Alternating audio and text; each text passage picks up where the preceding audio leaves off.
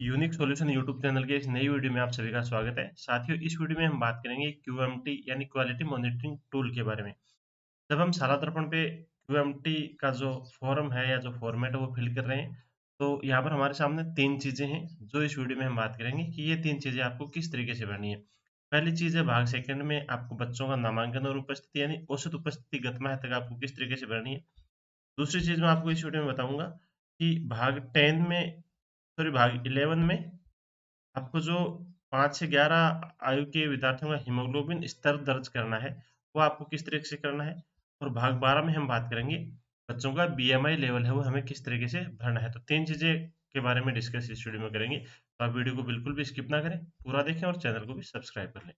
देखिए, सबसे पहले भाग सेकंड की हम बात करते हैं। तो यहाँ पर एक साइड में आपके सामने नामांकन आ जाएगा, सीडब्ल्यूएसएन के बच्चों की संख्या आ जाएगी। इस 70 के नामांकन के अनुरूप विद्यालय से वंचित बच्चों का प्रवेश, यानी ये चीजें आपको नहीं देखनी है। यहाँ पर औसत उपस्थिति गत माह तक आपको भरनी है। तो गत माह तक की औसत उपस्थिति भरने के लिए साथियों, आप जैसे जुलाई से लेकर और जनवरी तक की आपको औसत उपस्थिति भरनी है, तो टोटल यहाँ पर 7 महीने हो गए। तो आपको करना क्या है, मेन चीज जो यहाँ पर है वो बच्चों की संख्या के हिसाब से हमें भरना है। कि जैसे मान लीजिए कक्षा 6 की बात करें हम, तो 18 लड़के हैं और 6 यहाँ पर लड़कियां हैं। तो आपको इन 18 बच्चों की, लड़कों की जो उपस्थिति है 7 महीने की, केवल लड़कों की वो उपस्थिति को जोड़ कर लेना है। 7 महीने की उपस्थिति आप जोड़ लेंगे और 7 महीने की उपस्थिति में जो 7 महीने के वर्किंग डे हैं उसका ही आपको भाग देना है। चलिए मैं आपको एक एग्जांपल से समझाता हूँ। औसत उपस्थिति को समझने के लिए जैसे हम मान लेते हैं क्लास 8 में जो स्टूडेंट हैं, वो लड़के तो यहाँ पर 13 हैं और लड़कियां हैं वो 8 हैं। ये बॉयज हैं और ये क्या है, गर्ल्स है। आपको क्या करना है, बॉयज की जो उपस्थिति है 7 महीने की, मान लेते हैं कि 7 महीने के टोटल जो वर्किंग डे हैं, एवरेज हम 15 वर्किंग डे से अगर हम बात करें, तो 7 महीने के वर्किंग डे हो जाएंगे 15 मल्टीप्लाई 7 यानी 105 वर्किंग डे हो गए। अब इन 7 महीने की और जो लड़कों की उपस्थिति का योग है, वो आपको यहाँ पर जोड़ कर लेना है। तो मान लेते हैं हम कुल जो बच्चों की उपस्थिति है, तो यहाँ पर मैं लिखता हूँ कुल बच्चों की उपस्थिति, लड़कों की, अकेले लड़कों की उपस्थिति लिखनी है आपको। तो लड़कों की उपस्थिति की अगर बात करें, तो टोटल स्टूडेंट हैं 13 और एक महीने के वर्किंग डे हमने लिए हैं 15 और टोटल महीने हैं 7। 13 गुणा 15 गुणा 7 यानी तीनों को आपको गुणा करना है, तो ये आएगा 1365। तो कहने का मतलब है कि अगर ये 13 स्टूडेंट, 13 बॉयज और पूरे 7 महीने तक प्रत्येक दिन प्रेजेंट रहे हैं, तो इनकी उपस्थिति का जो टोटल जोड़ है वो 1365 यहाँ पर आएगा। लेकिन कॉमन सेंस की सी बात है कि 1300 योग है वो 1365 से कम ही आएगा, क्योंकि सारे बच्चे यहाँ पर प्रेजेंट रहे नहीं है। तो मान लेते हैं हम कि उपस्थिति का योग कितना आया है, 1200 आया है। तो इस 1200 में और आपको जो टोटल वर्किंग डे है 7 महीने के 105, इसका आपको डिवाइडेशन करना है और 1200 में हम भाग देंगे 105 का, तो हमारे पास आएगा 11.42। ये जो औसत उपस्थिति है, ये बच्चों की संख्या के हिसाब से है, संख्या का औसत लिखना है, ना कि इनकी अटेंडेंस का औसत। तो 13 स्टूडेंट थे, एवरेज हम बात करें तो 11 साढ़े 11 स्टूडेंट यहाँ पर प्रेजेंट रहे हैं, तो 11.42 है, तो आप इसको 11 मान के और यहाँ पर फिल कर देंगे। अगर आपको लड़कियों की औसत उपस्थिति निकालनी है, तो 8 लड़कियां हैं, तो 8 और हमने जो वर्किंग डे लिए हैं वो 15 लिए हैं, तो 8 गुणा 15 और 7 महीने के, तो 8 गुणा 15 गुणा अगर 7 करें हम, तो आता है टोटल 840। अब सीधी सी बात है, सारी लड़कियां प्रेजेंट नहीं रही हैं, तो योग है वो 840 से कम आएगा। हम मान लेते हैं योग कितना आ रहा है, 750। तो 750 में आपको 105 का भाग देना है, क्योंकि 105 क्या है, टोटल वर्किंग डे। 750 में हम 105 का भाग देंगे तो हमारे पास आएगा 7.14।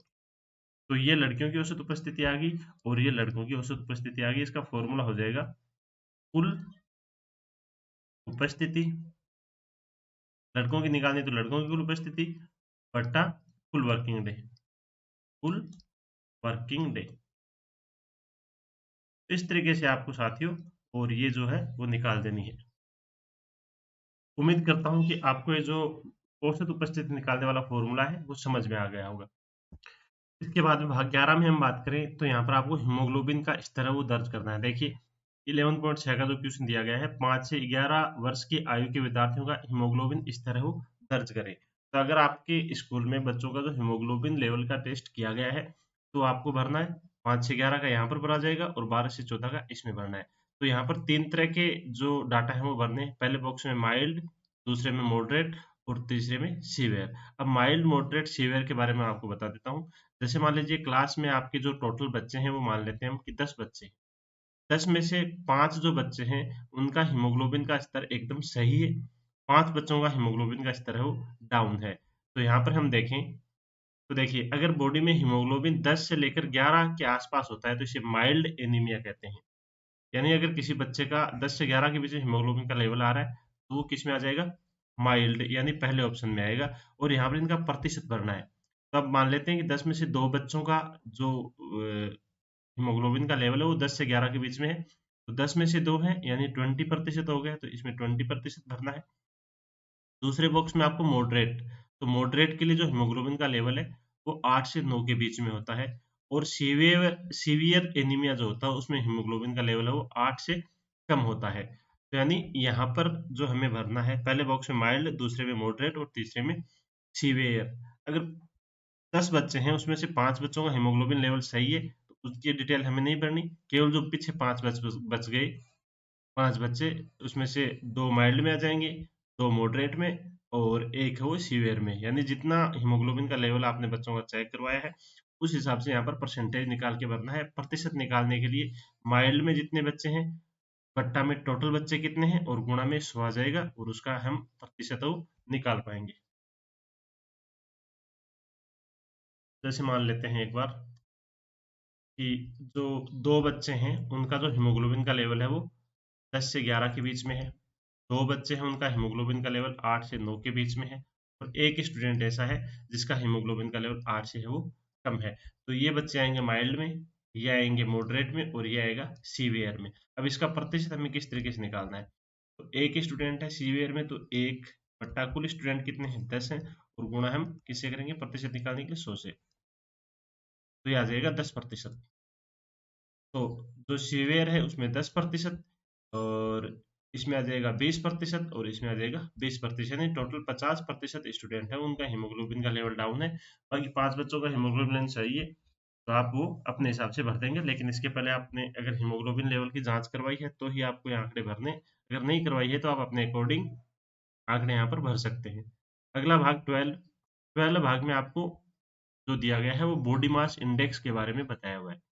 बॉडी मास इंडेक्स क्या होता है, देखिए बॉडी मास इंडेक्स निकालने के लिए प्ले स्टोर पर आपको बहुत सारी ऐप भी मिल जाएंगी और ये इंडेक्स निकालने के लिए पहले आप बच्चों की हाइट, उनका वजन और उनकी उम्र है वो एक बार लिख ले और उसके बाद में आपको प्ले स्टोर में जाना है फोन के, और फोन में जो ही आप प्ले स्टोर ओपन करेंगे तो यहाँ पर आप लिखेंगे बीएमआई कैलकुलेटर। बीएमआई कैलकुलेटर लिख के आप सर्च करते हैं तो आपके सामने बहुत सारे बीएमआई जो कैलकुलेटर वो आ जाएंगे, वो अपने फोन में आप इंस्टॉल कर लेंगे। तो ही आप इंस्टॉल करेंगे इसके बाद इसको ओपन करेंगे और इसमें बच्चों की हाइट, वेट और उनकी उम्र डालेंगे तो उनका बीएमआई का लेवल है वो ऑटोमेटिक कैलकुलेट होके आ जाएगा। अगर बीएमआई का लेवल यहाँ पर आपको आयु वर्ग 5 से 10 का भरना है, यहाँ पर 11 से 14 का भरना है और यहाँ पर 15 से 19 का भरना है। अगर बीएमआई लेवल 18.5 से कम आ रहा है तो उनकी संख्या यहाँ आ जाएगी और 18.5 से 25 के बीच में तो उनकी संख्या यहाँ आ जाएगी और बीएमआई 25 से अधिक है तो उनकी संख्या यहाँ आ जाएगी। जो औसत बीएमआई होती है, मतलब जो अच्छी बीएमआई मानी जाती है जिसको, वो 18.5 से 25 के बीच में होती है। तो इस तरीके से साथियों ये तीनों चीजें आपको भर देनी है। अगर फिर भी आपको कोई कंफ्यूजन है तो आप कमेंट करके जरूर बताएं। आज की वीडियो में बस इतना ही, मिलते हैं अगली वीडियो में, तब तक के लिए धन्यवाद।